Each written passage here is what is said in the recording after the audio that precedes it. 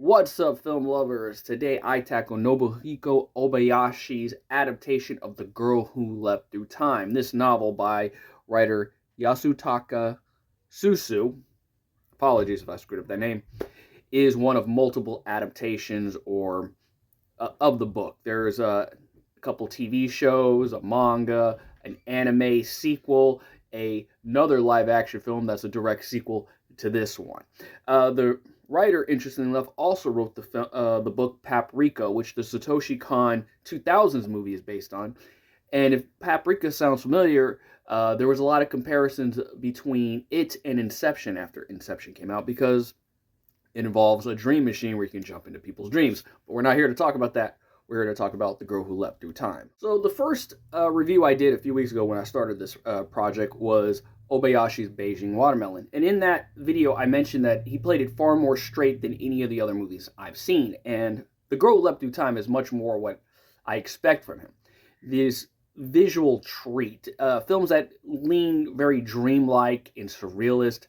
The way their music plays, the editing, his use of color. This film opens up in black and white with our three lead characters, Kazuka, her friends Fukumachu, and Goro at a ski trip. It's in black and white. And after a few minutes, they're on a train, and there's this centered color. The color's all in the center, so the edges and the sides are black and white, so they kind of move in and out. It's just some stuff I expect from them. The use of stop motion effects, and then certain things that would look schlocky in another person's movie. They're very cartoony, but because of the tone of the film, the performances, and just the overall blocking and use of color, it absolutely works. It is fantastic piece of visual medium. I like Obayashi a lot, and he's a very good fucking director. And this is my favorite film from him so far, not just because of how it looks, but also the performance from our lead actress, Tomiya Harada. And I'm very surprised. This is her first movie. She was 16. She knocked this out of the park. She was a pop idol. So she started a couple years earlier in music. She does the lead single for this song as well. She carries such, I don't even know how to describe it. She's a very, I don't want to say like plain, or it's hard to describe her character in a way. She's very sensitive. She's very nice and kind. She cares about her friends, and she's slowly fallen in love with this childhood friend who has returned in her life, character Fukumachu, played by Ryoichi Takayanagi. And you know, there's like a bit of a coming of age thing that it seems like she's kind of going through, and the time travel bit is affecting it in a way. And this movie actually takes its time to get to this part. It's like 50 minutes in before we get like the real time loop. There are little bits of effects happening before there where she's noticing something's weird, like a glitch in the system type thing.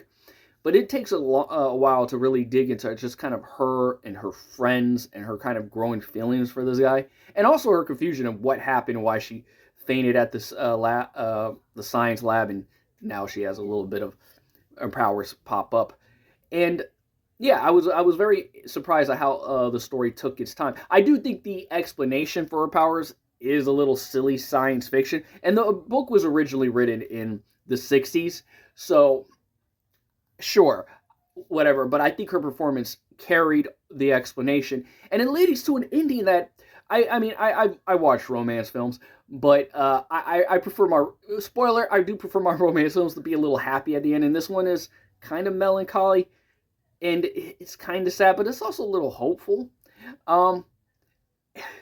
It is a wonderful, wonderful movie. There is a direct sequel to this. Came out in 2010, where centered on Kazuka's daughter. And then there's an anime from 2006 that's really popular that is a direct sequel to the novel. And this movie I had planned to watch several times, but every time I found it, I would go, oh, I'll watch that in a few months, and I would go back and it would disappear from online or without subtitles. So a shout out to the archivist who uploaded the majority of Obayashi's filmography, which I grabbed most of those films. And so you will be seeing more Obayashi reviews, and at least one of those films will also star Tomoya Harada, who appeared to have done 3 movies with Obayashi.